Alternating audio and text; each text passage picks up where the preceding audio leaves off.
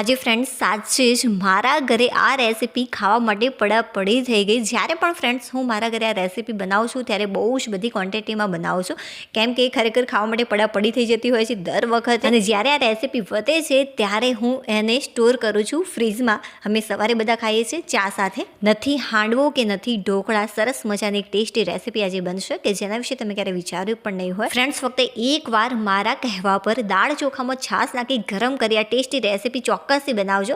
તમારા ઘરે પણ ખાવા માટે પડાપડી થઈ જશે. તો ચાલો ફટાફટ બનાવવાની શરૂઆત કરી દઈએ. બટ હા, આ રેસીપી બનાવવા માટે પ્રોપર માપ ખૂબ જ હોવું જરૂરી છે. અને સાથે સાથે હું કઈ રીત સાથે બનાવું છું એ પ્રોપર રીતે જો તમે ફોલો કરશો તો પહેલી વારમાં એકદમ પરફેક્ટ જ તૈયાર થશે. આ ટેસ્ટી મજેદાર રેસીપી બનાવવા માટે સૌથી પહેલાં મેં લીધી છે ચણાની દાળ. આ મોયેલી ચણાની દાળ છે, એટલા માટે તમને થોડો કલર આનો આ ટાઈપનો લાગતો હશે. તમે મોયા વગરની ચણાના દાળનો પણ ઉપયોગ કરી શકો છો. તો 3 વાટકી ભરીને મેં ચણાની દાળ લીધી છે. ત્યારબાદ ફ્રેન્ડ્સ એ વાટકીની મદદથી આપણે ચોખા એડ કરીશું. તો અત્યારે મેં ખીચડિયા ચોખાનો ઉપયોગ કર્યો છે. તમે ભાતના ચોખાનો પણ ઉપયોગ કરી શકો છો, બટ આનાથી બેસ્ટ રિઝલ્ટ મળશે. હવે આપણે આની અંદર 6 વાટકી ભરીને ચોખા એડ કરીશું. જો 3 વાટકી જેટલી ચણાની દાળ હોય તો તેની સામે તમારે 6 વાટકી જેટલા ચોખા એડ કરવાના. જો 2 વાટકી જેટલી ચણાની દાળ હોય તો 4 વાટકી જેટલા ચોખા એડ કરવાના. મતલબ કે દાળ કરતાં ચોખાનું જે પ્રમાણ છે તમારે બમણું રાખવાનું, ડબલ રાખવાનું. જે ફ્રેન્ડ્સ આ રેસીપી છે એ હું 8 લોકો માટે તૈયાર કરી રહી છું. અને હા, સાથે સાથે ચામાં ખાવાની મજા પડે એટલા માટે હું થોડીક વધારે પ્રમાણમાં જ બનાવી રહી છું. સારા એવા પ્રમાણમાં પાણી એડ કરીશું અને આને સારી રીતે વોશ કરી લઈશું. તો 2 થી 3 વાર તમારે પાણીની મદદથી આને વોશ કરી લેવાનું. એકવાર પાણીની મદદથી મેં સારી રીતે આને સાફ કરી લીધું છે. ફરીથી હું પાણીની મદદથી આને સાફ કરી લઈશ. તો ફ્રેન્ડ્સ ટોટલ મેં 2 થી 3 વાર આને પાણીની મદદથી સાફ કરી લીધું. આની અંદર આપણે છાશ એડ કરવાની છે, એટલા માટે કોઈ પણ એક સ્ટીલનું વાસણ લઈ લઈશું. તો એક મોટી સાઈઝની મેં તપેલી લીધી છે. જે દાળ ચોખાને આપણે પાણીની મદદથી વોશ કરીને રાખ્યા હતા, બધા જ દાળ ચોખા આની અંદર ઉમેરી દઈશું. આ રેસીપી બનાવવા માટે કોઈ ઝંઝટ જેવું કાર્ય નથી, બટ હું તમને પરફેક્ટ માપ અને પરફેક્ટ રીત સાથે શીખવાડી રહી છું, એટલા માટે આટલો બધો ટાઈમ લાગી રહ્યો છે. હવે આની અંદર આપણે છાશ એડ કરીશું. છાશ બહુ ખાટી પણ નથી અને બહુ મોળી પણ નથી. બહુ જ ખાટી છાશનો ઉપયોગ તમારે નહીં કરવાનો. જો મોળી હશે તો ચાલશે. અને જો કદાચ બહુ જ વધારે પડતી ખાટી છાશ હોય તો અડધી છાશ એડ કરવાની અને અડધું પાણી એડ કરવાનું. મતલબ કે આની અંદર ટોટલ 9 વાટકી ભરીને છાશ એડ કરે છે. કેમ કે ફ્રેન્ડ્સ બહુ બધા લોકો માટે હું બનાવી રહી છું, એટલા માટે છાશનું પ્રમાણ વધારે રાખ્યું છે. તમારે છાશનું પ્રમાણ કઈ રીતે રાખવાનું જુઓ. મેં 3 વાટકી જેટલી દાળ અને 6 વાટકી જેટલા ચોખા લીધા હતા, તો તેની સામે આપણે 9 વાટકી જેટલી છાશ એડ કરીશું. દાળ અને ચોખાનું પ્રમાણ ટોટલ 9 વાટકી જેટલું થયું, એટલા માટે આપણે છાશનું પ્રમાણ પણ એ રીતે રાખીશું 9 વાટકી જેટલું. જો તમે 2 વાટકી જેટલી ચણાની દાળ અને તેની સામે 4 વાટકી જેટલા ચોખા લીધા હોય તો તેની સામે તમારે છાશનું પ્રમાણ 6 વાટકી જેટલું રાખવાનું. કેમ કે દાળ અને ચોખા આ બંનેનું પ્રમાણ ટોટલ થઈને 6 વાટકી જેટલું થાય છે, એટલા માટે એટલા જ પ્રમાણમાં આપણે છાશ એડ કરીશું. જે છાશ છે ફ્રેન્ડ્સ બહુ ઠંડી પણ નથી અને બહુ ગરમ પણ નથી. ગેસ ઉપર આપણે સામાન્ય અને હલકી ગરમ કરી દઈશું. બસ આ રીતે ટચ કરી શકીએ એટલી જ તમારે ગરમ કરવાની છે. અને કણછીની મદદથી સતત આને મિક્સ કરતા રહેવાનું કે જેથી બધી જ જગ્યાએ એક સરખી રીતે આ ગરમ થઈ જાય. આપણે ટચ કરીએ અને થોડુંક આપણે ગરમ લાગે, બસ એટલી જ મેં આને ગરમ કરી છે. હવે ઢાંકણ ઢાંકી અને 2 કલાક માટે આને સાઈડમાં મૂકી દઈશું. 2 કલાક પછી ફ્રેન્ડ્સ તમે જોશો તો સરસ મજાનો આની અંદર આથો આવી ગયો હશે. જે છાશનું પ્રમાણ છે એ પણ ઓછું થઈ ગયું છે. જે દાળ ચોખા છે એ થોડાક ફૂલી પણ ગયા છે. આ છાશને તમારે બિલકુલ પણ ફેંકી નથી દેવાની. આનો પણ આપણે ઉપયોગ કરીશું રેસીપીની અંદર. હવે લઈશું એક મિક્સર જાર. મિક્સર જારની અંદર છાશ સાથે તમારે ચોખા અને દાળ આની અંદર લેવાના છે. ચાલો કઈ રીતે હું તમને વિડીયોમાં બતાવું. તો ફ્રેન્ડ્સ આ રીતે કણછની મદદથી દાળ, ચોખા અને છાશનો થોડોક ભાગ રહે એ રીતે તમારે લેવાનું કે જેથી આ સરસ મજાનું ક્રશ થઈ જાય. એકી સાથે ફ્રેન્ડ્સ બહુ જ બધા દાળ, ચોખા અને છાશ નહીં લઈ લેવાની, નહીં તો સારી રીતે ક્રશ નહીં થાય. એટલા માટે ફ્રેન્ડ્સ આ રીતે થોડું થોડું આપણે મિક્સર લઈશું અને આને ક્રશ કરીશું. અને એકદમ ફાઇન આને ક્રશ કરવાની જરૂરિયાત નથી. સામાન્ય કકરું લાગે એટલું આપણે આને ક્રશ કરીશું. જો કદાચ વધારે કકરું રહી ગયું હોય તો જ્યારે તમે બીજી વાર આને ક્રશ કરો છો બીજા દાળ ચોખા લઈને, ત્યારે તમારે આને એકદમ ફાઇન ક્રશ કરવાનું. એમ કરીને તમારે થોડુંક અધકચરું આને ક્રશ રાખવાનું. તમે જોઈ શકો છો વિડીયોની અંદર બહુ જ સરસ રીતે મેં આને ક્રશ કર્યું છે.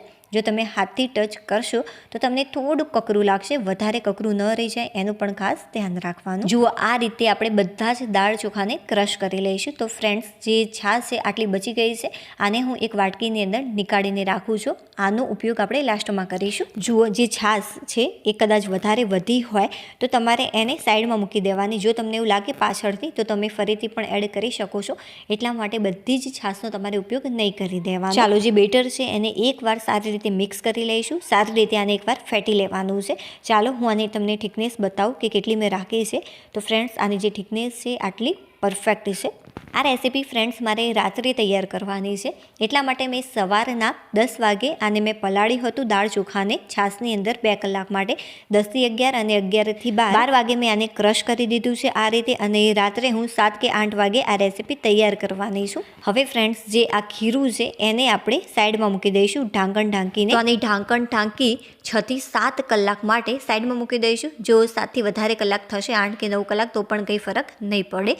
અને જો થોડાક ઓછા કલાક થશે, 4 કે 5, તો પણ ચાલશે. જો ફ્રેન્ડ્સ, મેં આ રીતે થોડુંક કકરું રાખ્યું છે, એકદમ વધારે કકરું રાખવાની જરૂરિયાત નથી. હવે મિક્સર જારની અંદર આપણે લઈશું શિંગદાણા. તો 1 વાટકી જેટલા મેં લીધા છે શિંગદાણા. હવે સારા એ પ્રમાણમાં લસણની કળીઓ લીધી છે. તો 1/4 કપ મતલબ કે પા વાટકી જેટલી આ લસણની કળીઓ છે. હવે 4 મોટા લીલા મરચાં છે, જેને આપણે કાતરની મદદથી થોડા કટ કરી લઈશું આ રીતે મોટા ટુકડાઓમાં. હવે આની અંદર આપણે થોડુંક મીઠું એડ કરીશું. બહુ વધારે એડ કરવાની અત્યારે જરૂરિયાત નથી. 1 નાની ચમચી જેટલું મેં મીઠું લીધું છે. 1 ચમચી જેટલું કાશ્મીરી લાલ મરચું પાવડર, બહુ જ ઓછા પ્રમાણમાં 5 ચમચી જેટલું જીરું લીધું છે, અને થોડુંક આની અંદર આપણે પાણી એડ કરીશું અને સારી રીતે આને ક્રશ કરી લઈશું. તો બસ મેં આ ટાઈપની પેસ્ટ તૈયાર કરી લીધી છે. એકદમ ફાઇન ક્રશ કરવાની જરૂરિયાત નથી, થોડુંક અધકચરું રહે તે રીતે મેં આને ક્રશ કર્યું છે. જો તમારે આ પેસ્ટ તૈયાર ન કરવી હોય તો લસણને તમે વાટી પણ શકો છો, બટ આનાથી જે ફ્લેવર હોય છે ખૂબ જ સરસ આવતી હોય છે.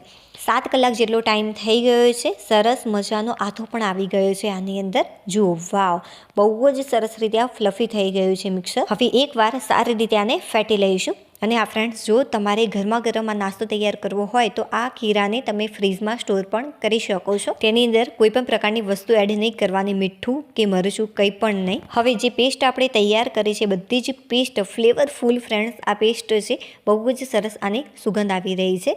અને રેસીપીનો જે ટેસ્ટ છે એ પણ બમણો કરી દેશે. તો બધી જ પેસ્ટ મેં આની અંદર ઉમેરી દીધી. હવે સારી રીતે એકવાર આને મિક્સ કરી લઈશું. અને હા ફ્રેન્ડ્સ, એક વિડીયો બનાવવામાં ખરેખર બહુ જ મહેનત લાગતી હોય છે. થોડીક પણ રેસીપી તમને પસંદ આવી રહી હોય, યુનિક લાગી રહી હોય તો પ્લીઝ વિડીયોને લાઇક કરી દેજો. ચેનલ પર નવા હોય તો ચેનલને સબસ્ક્રાઈબ કરવાનું બિલકુલ પણ ભૂલતા નહીં. હવે સ્વાદ અનુસાર આની અંદર મીઠું એડ કરીશું. થોડાક મેં શિંગદાણા લીધા હતા, પા વાટકી કરતાં થોડાક વધારે અને અડધી વાટકી કરતાં ઓછા, એને મેં આ રીતે અધકચરા વાટી લીધા છે. એકદમ ફાઇન તમારે નહીં વાટવાના, આ રીતે થોડાક અધકચરા વાટવાના. આનો જે ટેસ્ટ હોય છે રેસીપીમાં ખૂબ જ સરસ આવતો હોય છે, એકદમ ક્રન્ચી. હવે બહુ જ બધા પ્રમાણમાં કોથમીર એડ કરીશું. તો લગભગ આ અડધી વાટકી જેટલી કોથમીર છે. આના કરતાં પણ તમે વધારે કોથમીરનો ઉપયોગ કરી શકો છો.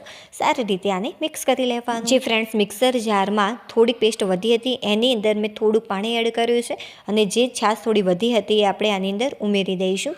અને બધું જ સારી રીતે મિક્સ કર્યા બાદ જે ખીરું છે એની અંદર ઉમેરી દઈશું. બટ અત્યારે નથી એડ કરવાનું, આપણે લાસ્ટમાં એડ કરીશું. સારી રીતે એકવાર આને મિક્સ કરી લેવાનું. હવે તૈયાર કરેલા ખીરાની અંદર અડધી ચમચી જેટલા ખાવાના સોડા એડ કરીશું, અને જે પેસ્ટ આપણે તૈયાર કરી છે છાશવાળી એ આની અંદર ઉમેરી અને સારી રીતે એકવાર આને મિક્સ કરી લેવાનું. વાહ ફ્રેન્ડ્સ, ફાઇનલી જે બેટર છે એ એકદમ પરફેક્ટ રીતે મેં તૈયાર કરી દીધું છે. જુઓ, જે આ બેટરની થિકનેસ છે એ આપણે આટલી ઘટ જ રાખીશું. જો વધારે પડતી ઘટ થઈ ગઈ હોય તો આની અંદર છાશ કે પાણી એડ કરી તમે મિક્સ પણ કરી શકો છો.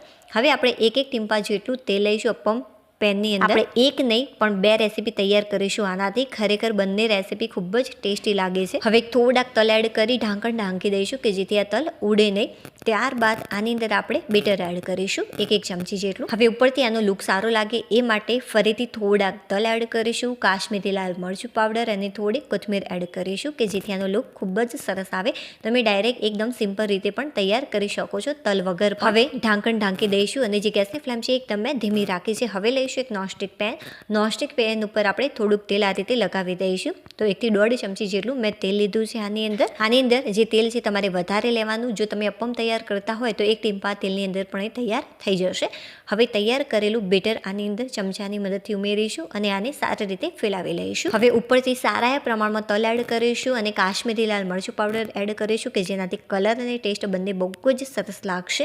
તમને પસંદ હોય તો થોડીક તમે કોથમીર પણ આની અંદર ઉમેરી શકો છો. આ રીતે ઉપરથી બહુ જ સરસ લુક આવતો હોય છે અને ટેસ્ટ પણ બમણું થઈ જશે. જે ગેસની ફ્લેમ છે ફ્રેન્ડ્સ મેં એકદમ ધીમી રાખી છે. હવે ઢાંકણ આપણે ઢાંકી દઈશું. ઉપરથી ડ્રાય થઈ જાય ત્યાં સુધી તમારે આને કૂક કરવાનું. આ પણ સરસ મજાનું ફ્રેન્ડ્સ ડ્રાય થઈ ગયું છે. બિલકુલ પણ તમે જ્યારે આને ટચ કરશો ત્યારે ચીપકશે નહીં. વાવ, ઉપરનું જે પડ છે એ ખરેખર સરસ મજાનું એકદમ ક્રિસ્પી થયું છે.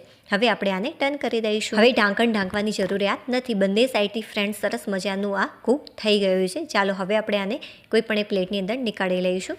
ફ્રેન્ડ્સ આ પણ સરસ મજાનું ઉપરથી ડ્રાય થઈ ગયું છે. જ્યારે તમે આને ટચ કરશો ત્યારે બિલકુલ પણ આ હાથમાં ચીપકશે નહીં. વાવ, એકદમ સરસ મજાની આની સુગંધ પણ આવી રહી છે. હવે આને ટર્ન કરી દઈશું. જે ગેસની ફ્લેમ છે હવે મીડિયમ કરી દેવાની. બહુ ફાસ્ટ પણ નહીં અને બહુ સ્લો પણ નહીં. મીડિયમ ફ્લેમ ઉપર તાવેતાની મદદથી તમારે આ રીતે થોડું પ્રેસ કરવાનું કે જેથી આ ઝડપથી કૂક થઈ જાય. જો તાવેતાની મદદથી તમને એવું લાગે કે આ ક્રેક થઈ જશે અથવા ક્રેક થઈ જતો હોય તો તમારે ફ્રેન્ડ્સ આ રીતે આને ટર્ન કરવાનું. જો હું તમને બંને રીત બતાવું છું. આ રીતે કોઈ પણ એક ઢાંકણ લેવાનું. તેને મેં કપડાની મદદથી લીધું છે કેમ કે જે હાંડવો છે એ ગરમ છે એટલા માટે. ત્યારબાદ તમારે આ રીતે ઢાંકણ ઢાંકી જે તવી છે ઊંધી કરી દેવાની અને ત્યારબાદ આને આ રીતે મૂકી દેવાની. બંને સાઈડથી આ સરસ મજાનું ક્રિસ્પી થઈ ગયું છે. જો તમારે અપ્પમ તૈયાર કરવા હોય તો તમે આ રીતે અપ્પમ પણ તૈયાર કરી શકો છો. જો તમારે આ રીતે હાંડવો તૈયાર કરવો હોય તો એ પણ તમે તૈયાર કરી શકો છો. પણ ફ્રેન્ડ્સ એક વાત ચોક્કસ છે કે આ રીતથી જે હાંડવો છે અપ્પમ છે ખૂબ જ સરસ લાગે છે. તમે ઢોકળા પણ આના તૈયાર કરી શકો છો. ચાલો આનો ટેસ્ટ કરી લો. ફ્રેન્ડ્સ મારા મોઢામાં તો પાણી આવી ગયું છે. વાહ ફ્રેન્ડ્સ, ખરેખર સુપર બન્યો છે. ઉપરથી એકદમ ક્રિસ્પી અને અંદરથી સુપર સોફ્ટ. ચાલો જે હાંડવો છે એને પણ હું કટ કરીને ટેસ્ટ કરી લઉં. અને હા ફ્રેન્ડ્સ, આની અંદર જો તમને પસંદ હોય તો થોડીક તમે ખાંડ પણ એડ કરી શકો છો કેમ કે છાશ એડ કરી છે. જો થોડાક પ્રમાણમાં તમે ખાંડ એડ કરશો આ કંઈ બહુ ગળ્યો નહીં થઈ જાય. બટ હા, જે આનો ટેસ્ટ છે એ ચોક્કસથી ખૂબ જ સરસ લાગે. બીજો હાંડવો પણ મેં એ જ રીતે તૈયાર કરી લીધો છે. ચાલો હવે આપણે ફરીથી મળીશું એક નવી ટેસ્ટી અને હેલ્ધી રેસિપી સાથે. ત્યાં સુધી બાય.